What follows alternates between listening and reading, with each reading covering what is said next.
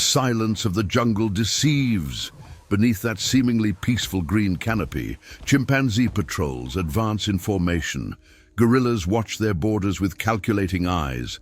Solitary orangutans defend territories that took them years to conquer. There is no peace here, only temporary truces before the next confrontation. Light barely penetrates the canopy. Hundreds of meters of vegetation filter the sun's rays until they become diffuse threads that touch the ground like ghostly fingers. The air is thick, heavy with humidity and the acrid smell of plant decay.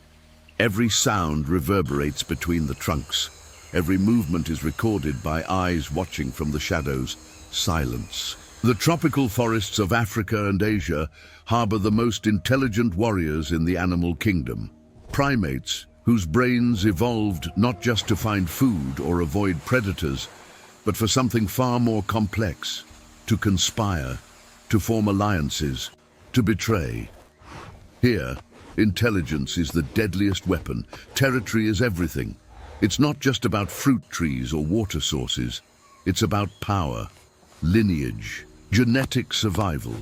Every square meter of jungle represents resources that can mean the difference between thriving and disappearing. And for those resources, primates are willing to kill. Nothing is given in this world. Everything is taken. Invisible borders cross the jungle like scars. There are no fences or marks visible to the human eye. But every primate knows exactly where their domain ends and enemy territory begins. Those lines were drawn in blood across generations. Defending them is a biological imperative. Dawn brings the promise of conflict. When the morning mist still clings to the giant ferns, the patrols are already moving. Adult males advance in single file, stepping carefully, avoiding dry branches that would betray their presence. Their eyes constantly scan. Their ears capture every frequency. Instinct never sleeps. In the treetops, sentinels watch. Females with infants clinging to their chests stay in the safest zones, far from the borders where violence can erupt without warning. Juveniles learn by observing. Every adult behavior is a survival lesson that could save their lives in the future. Hierarchy determines everything. Who eats first? Who reproduces? Who lives and who dies? In primate society, there is no democracy. There is only power, and power is obtained in only one way: through strength, cunning, or both. Dominant males carry the weight of their position. Every day they must prove they deserve their rank. Every challenge must be met with force. A moment of weakness can trigger a cascade of consequences. Subordinates constantly watch, waiting for the opportunity to rise, and opportunities always come. The jungle seems unchanging, but beneath its apparent stillness, everything is in constant motion. Alliances form in secret. Loyalties break without warning. Males who shared grooming yesterday may be planning each other's overthrow today. Primate politics is as complex as it is ruthless. The foliage moves. A branch cracks in the distance. All eyes turn toward the sound. Muscles tense, jaws clench. It could be a false alarm. It could be the start of a war. In this green battlefield, you never know when the next confrontation will come.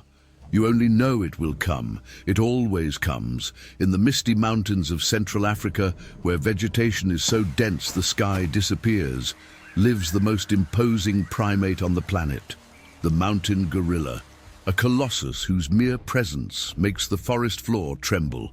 The silverback emerges from the mist like an apparition.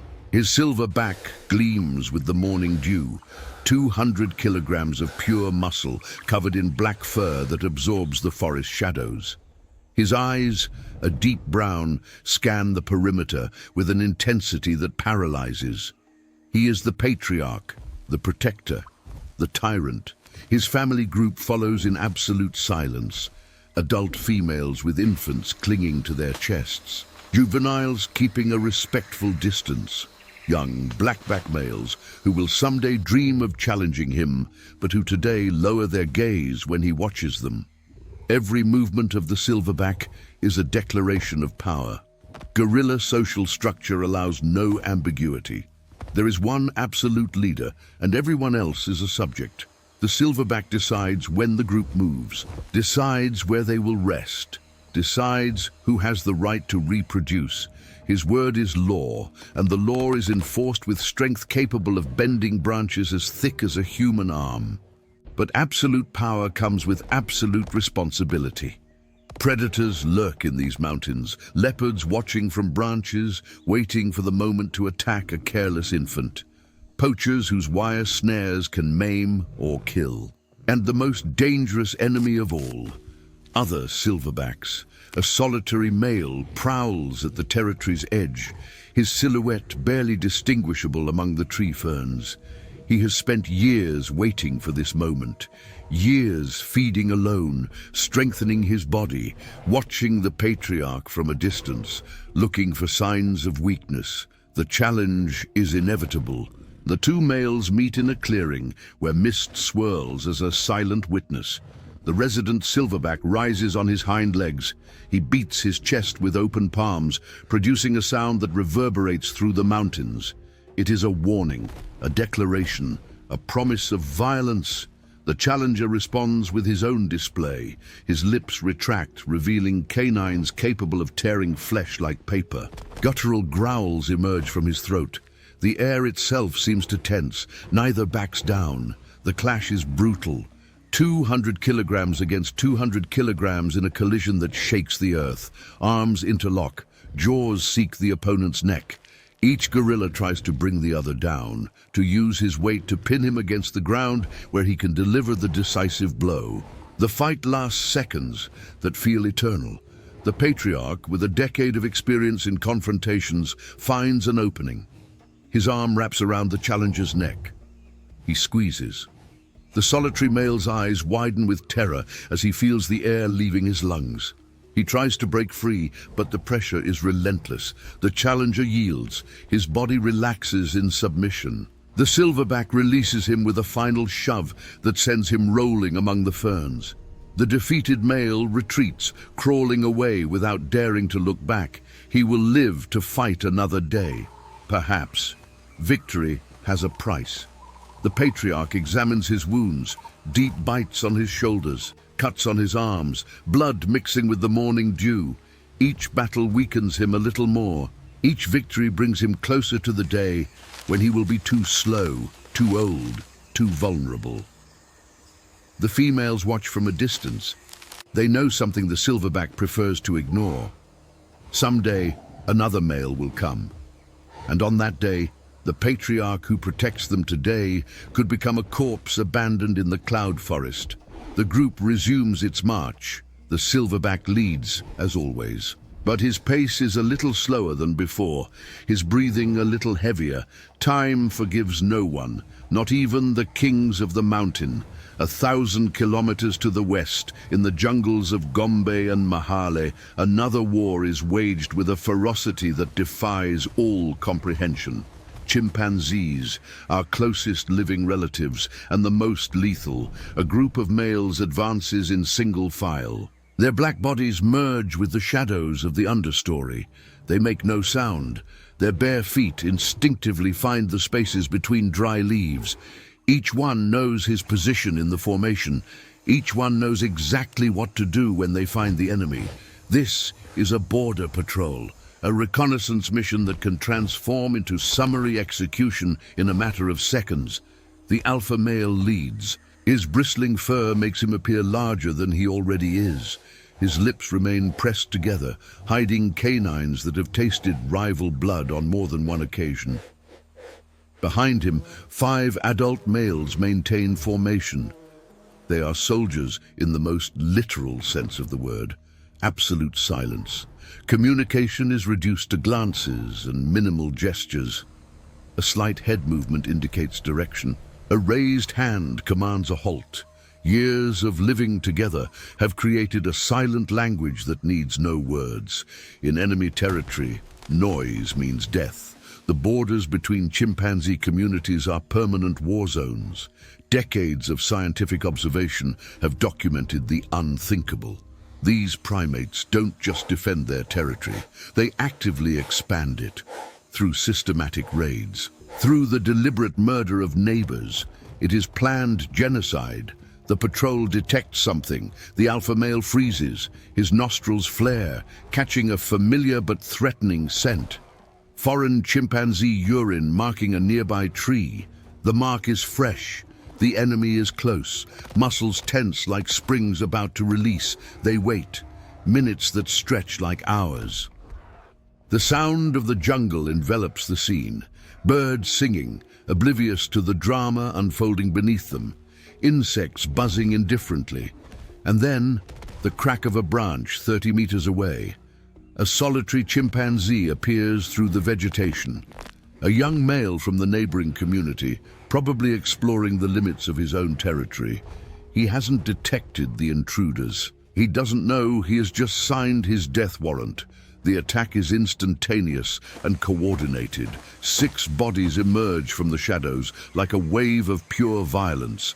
The solitary male barely has time to let out an alarm cry before the first one reaches him. They knock him down, pin him against the ground. What follows is too brutal to describe in detail. Blows, bites, claws that tear, teeth that penetrate. The victim screams, howls of terror and agony that pierce through the jungle, alerting his community that something terrible is happening. But help is too far away. By the time it arrives, if it arrives, everything will be over. The patrol works with mechanical efficiency.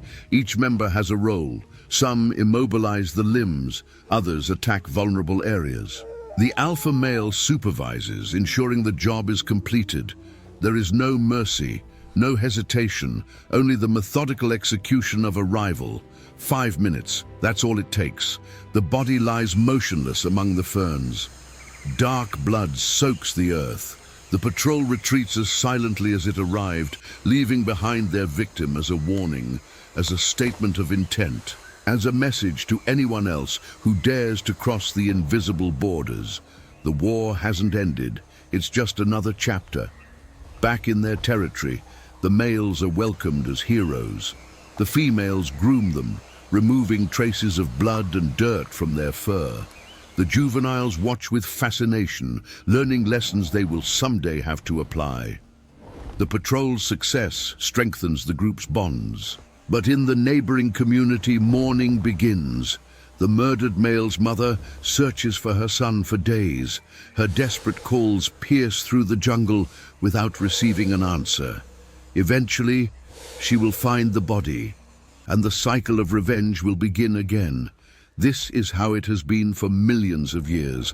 This is how it will continue to be. On the other side of the world, in the jungles of Borneo and Sumatra, a very different war is waged in the heights. Orangutans, the great red apes whose solitude is both their strength and their curse. The tropical jungle of Southeast Asia is a vertical world. Trees rise 60 meters toward the sky, creating a 3-dimensional maze where orangutans spend most of their existence. Here, the ground is predator territory. Safety is above, among branches that sway in the wind. An adult male crosses the canopy with deliberate movements. His orange fur burns like fire against the infinite green. The facial discs framing his face identify him as a dominant male, an individual who has survived long enough to develop these structures that intimidate rivals and attract females. 120 kilograms suspended in the void. Unlike their African cousins, orangutans are solitary by nature. They don't form extended family groups or war patrols. Each adult lives alone, defending a territory that can span several square kilometers of jungle. Encounters between males are rare, and when they occur, they are devastating. The long call resonates through the trees. It's a sound that begins as a low growl and rises until it becomes a roar that can be heard more than a kilometer away. The dominant male is announcing his presence, warning any rival that this territory has an owner. Another call responds from the distance, The two males approach slowly over hours. There's no rush in this confrontation. Each evaluates the other through their vocalizations, measuring strength, determination right to the territory. Sometimes these acoustic duels are enough to resolve the conflict. The male with the weaker call retreats without the need for physical contact, but not always. The two colossi meet in the crown of a dipterocarp tree. Their eyes lock onto each other, lips retract, revealing yellowish teeth. The facial discs seem to expand with tension. For long minutes, neither moves. The entire forest seems to hold its breath. The attack comes without warning. Arms as thick as young tree trunks interlock in a deadly embrace. The two males roll through the branches, clinging to vegetation to avoid falling into the void. Their jaws seek the opponent's face, trying to tear off the facial discs that symbolize dominance. Each bite can disfigure. Each fall can kill. The fight extends for an hour. Unlike the explosive confrontations of gorillas, orangutan combats are wars of attrition. Each tries to exhaust the rival, force him to make a mistake, find the opening that allows the decisive blow. Branches creak under their combined weight. Leaves and fruits fall like green rain toward the distant ground. The younger male makes a mistake. His grip loosens for a fraction of a second. It's enough. The dominant one takes advantage of the opening to sink his teeth into the rival's shoulder. The pain is immediate and incapacitating. The young male lets out a scream that pierces through the jungle. Submission comes in the form of flight. The loser retreats through the canopy, moving awkwardly with his injured shoulder. He will seek another territory farther away, where the victor's scent marks won't reach. Perhaps it will take years to fully recover. Perhaps he will never develop the facial discs that mark dominant males.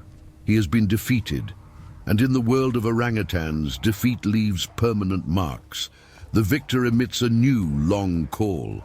His territory has been defended.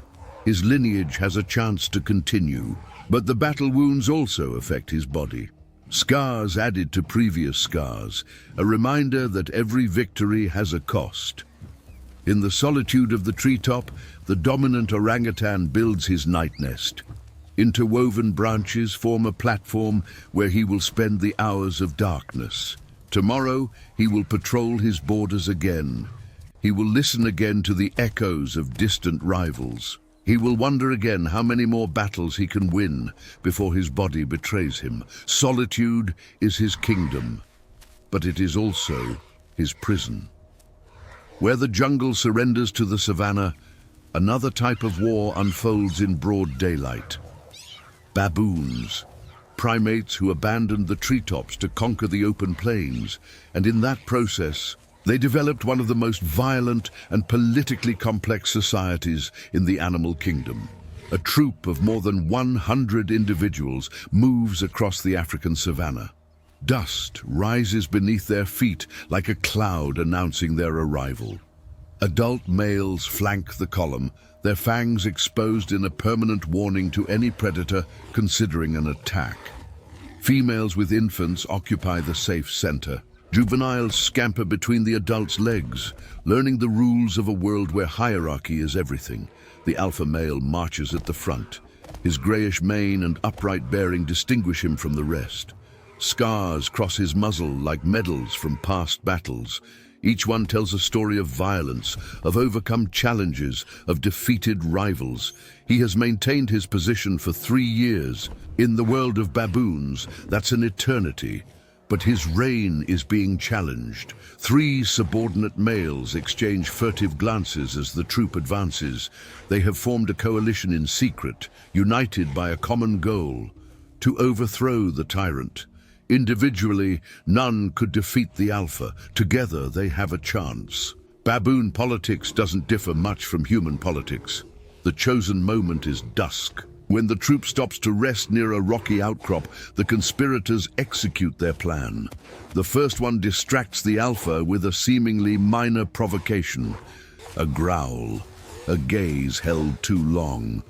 The alpha responds as he always has, advancing toward the insolent one to remind him of his place. It's a trap. The other two attack from the flanks. The alpha finds himself surrounded before he understands what's happening. 3 against 1. The odds are impossible, even for an experienced fighter. Fangs find flesh, claws tear fur, the dust turns red. The troop watches in tense silence. Females who depended on the alpha for protection for years now calculate their options. Young males who never dared challenge him see an opportunity for advancement in the chaos. No one intervenes. In baboon society, interfering in a coup can have lethal consequences. The alpha falls. His body hits the ground with a dull thud. The 3 attackers surround him, making sure he doesn't get up again. Additional bites to vulnerable areas, blows that ensure the message is clear. The old order has ended, but victory creates a new problem. Who will lead now? The coalition that worked perfectly to overthrow the tyrant begins to fracture before the dust settles. The 3 males eye each other with distrust. Only one can be alpha. Only one will have privileged access to the females. Only one will dictate the troop's fate. The alliance lasts exactly 2 days. The largest of the conspirators attacks his former allies during the night. One escapes with serious injuries. The other isn't so lucky. When the sun rises over the savannah, a new alpha has emerged. His first act as leader is to eliminate the deposed male's offspring. Infanticide, the darkest practice in the world of baboons. The females try to protect their young, but the new alpha's strength is overwhelming. One by one, infants are torn from their mother's arms. Their screams fill the savannah air. Then silence. The new order requires the females to become receptive again, and that only happens when they stop nursing. Cruelty has an evolutionary logic. The troop reorganizes under the new leadership. The females who lost infants will eventually accept the new alpha. They will have new offspring carrying his genes. The cycle will continue until another group of conspirators decides it's time for another regime change. On the savannah, power never lasts forever.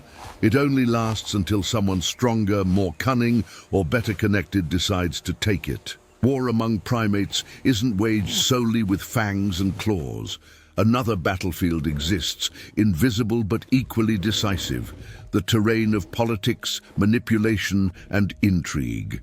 And in this terrain, females are the true masters. In a chimpanzee community, the oldest female watches from the shadows. Her grayish fur betrays decades of experience. Her eyes, small and calculating, register every interaction between the males competing for power. She doesn't participate in physical confrontations. She doesn't need to. Her influence is exercised in far more subtle ways. Knowledge is power. She knows who is forming alliances with whom. She knows which males harbor old grudges. She knows which subordinates are waiting for the opportunity to betray their superiors. This information, accumulated through years of patient observation, makes her a political force that no male can ignore. When the alpha male seeks support to maintain his position, he comes to her. When conspirators plan a coup, they try to win her favor.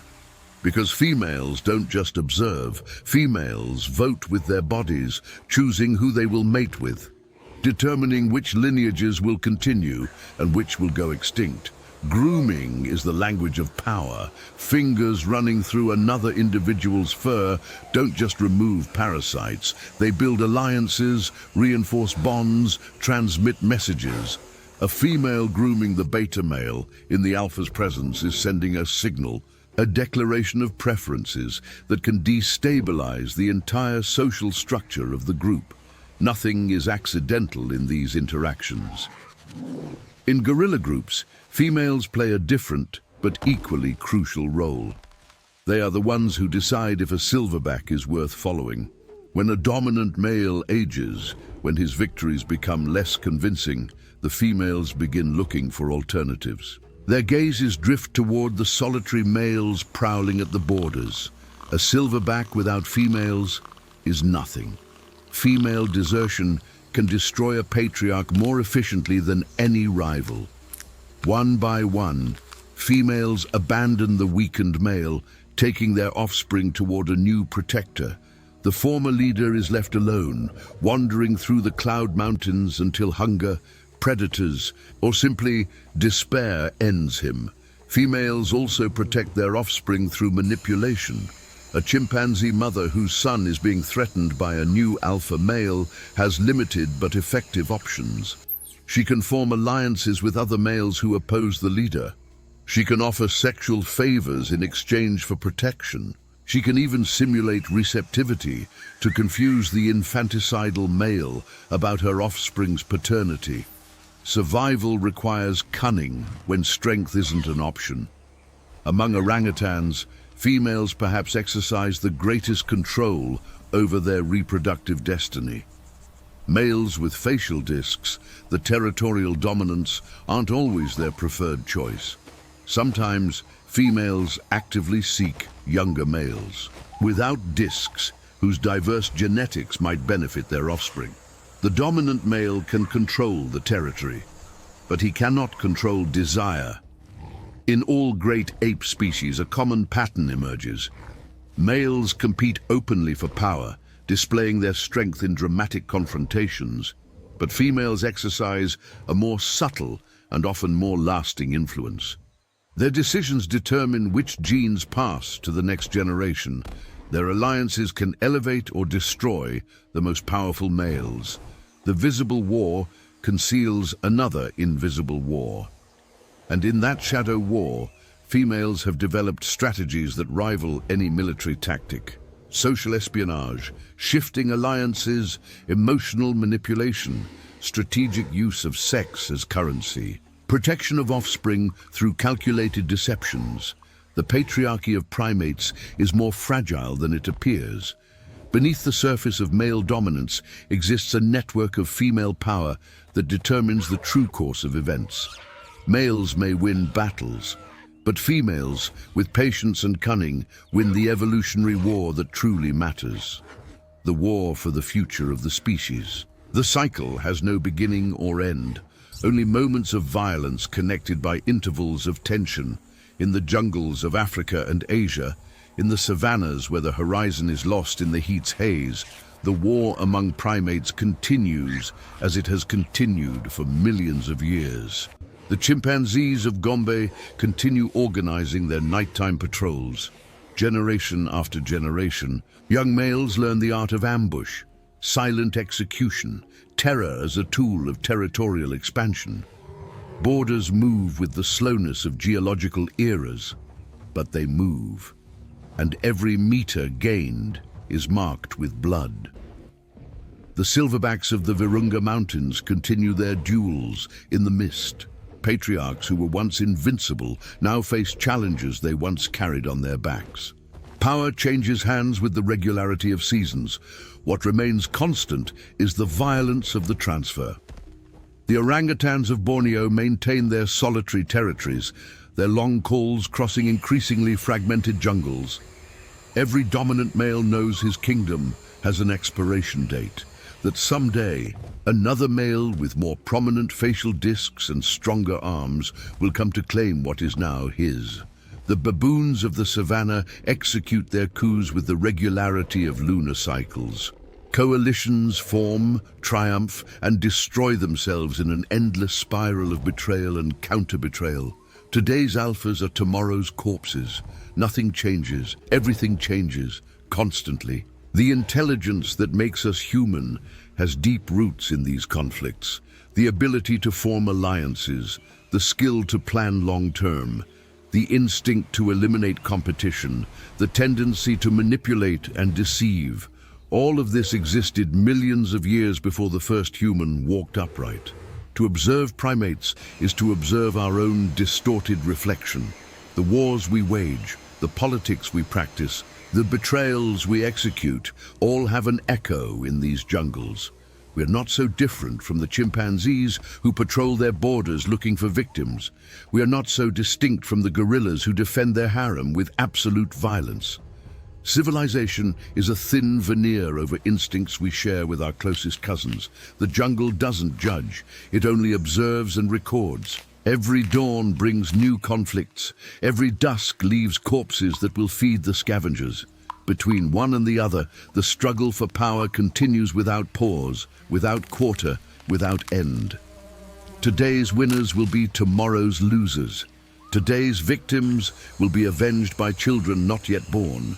Beneath the canopy of these jungles, no peace treaties or diplomatic negotiations exist. There is only one absolute law: dominate or be dominated. The silverbacks who reign today will be challenged tomorrow. The alphas who execute rivals today will be overthrown by the same coalitions they once led. Each generation repeats the cycle. Each generation pays the price, because in the kingdom of primates, the throne is never secure, and the crown always has a cost. If you felt the power of this journey, like the video, subscribe to the channel and hit the notification bell so you don't miss the next stories of nature in its purest state. Until next time.